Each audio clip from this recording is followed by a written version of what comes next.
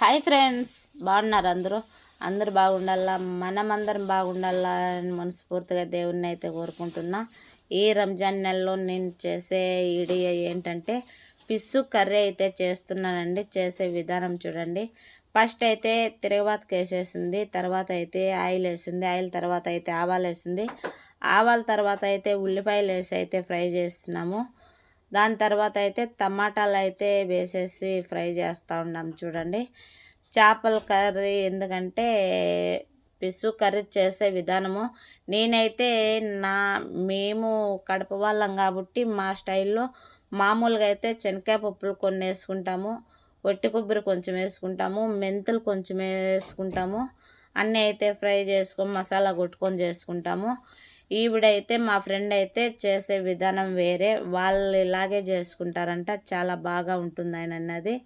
చూడండి, అవన్నీ వేసేసిన తర్వాత టమాటా పైన మళ్ళీ కొత్తిమీర కానీ యాడ్ చేసేసింది అనమాట. కొత్తిమీర యాడ్ వేసేస్తానే మళ్ళీ కొత్తిమీరతో పాటు అల్లం పేస్ట్ అయితే వేసింది. ఎందుకంటే చాలా బాగా ఉంటుందండి కూర, కానీ వీలైనంత తొందరలో అయిపోతుంది. చేపల కూర చేయాలా అని అంటే చాలా కష్టపడతాం, మనము చాలా ఇష్టపడతాం. బిన్న కాదు, చాలా లేట్ అనుకుంటాము, కాదండి చాలా తొందరగా అయిపోతుంది. చాలా మనకు టేస్ట్గా కావాలని అంటే టేస్ట్ కానీ చాలా సూపర్గా ఉన్నది. చూడండి, దాంట్లో ఏం వేయలేదండి. మసాలా పొడి అయితే వేసేసింది, చేప మసాలా వేసింది, కారము, ధనియాల పొడి అయితే వేసేసింది. మళ్ళీ చింతపండు అయితే పిసికి పెట్టుకున్నది, మెత్తగా నానేసి పెట్టింది. చింతపండు పులుసుగా నెత్తి అయితే వేసేసి 4 గంచులు బాగా అయితే మిక్సీ చేసుకొని బాగా కలుపుకుంటా ఉండదు. ఎందుకంటే అలాగ కలుపుకుంటే మన పులుసు అనేది అయితే మసాలాకు పడుతుందంట. మళ్ళీ తర్వాత వచ్చేసి మన పిస్సు అయితే ఉడికి ఆ పులుసు ఆ మసాలా అంతా ఆ పిస్సు ముక్కకైతే పడితే చాలా టేస్ట్గా ఉంటుంది. నేను కానీ అయితే 2 రోజులు తిన్నామండి మేమైతే నా పిస్సు కర్రీ అయితే చేసి. చూడండి, ఎవరైనా చేయాలనుకునేటోళ్ళు ఈ విధంగా అయితే చేసుకోండి, చాలా సింపుల్గా అయిపోతుంది. సరిపోయన్నీ నీళ్ళు ఫస్ట్ చింతపండు కాక మళ్ళీ చింతపండులోనే నీళ్ళు బట్టి అయితే మళ్ళా వేస్తాండది సరిపోయన్ని.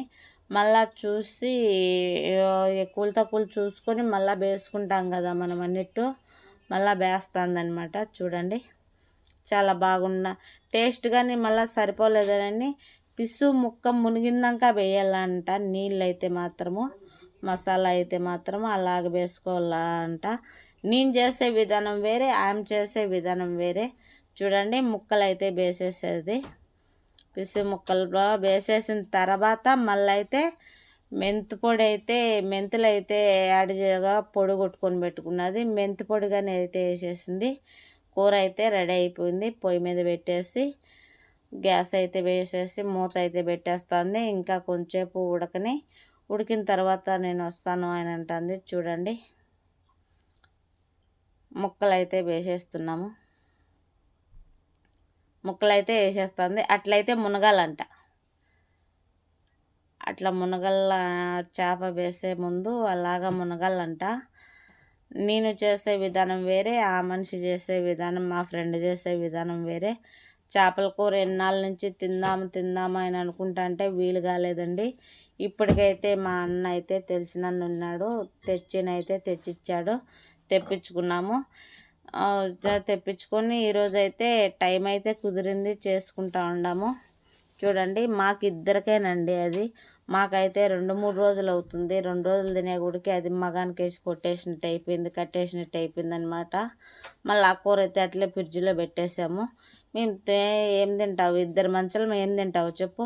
అదే మన ఫ్యామిలీలో అయితేనా మన పిల్లలు ఒక 2, మనం భార్య భర్త ఒక 2, ఇంకా పక్కింటి వాళ్ళకు ఇరుగు పరుగు ఇచ్చే వాళ్ళకు అయితే ఒక ఫ్యామిలీ మట్టంగా తినచ్చు అనమాట. మాకైతే ఏమున్నదండి, ఇద్దరమే కదా ఇక్కడ ఉండేది.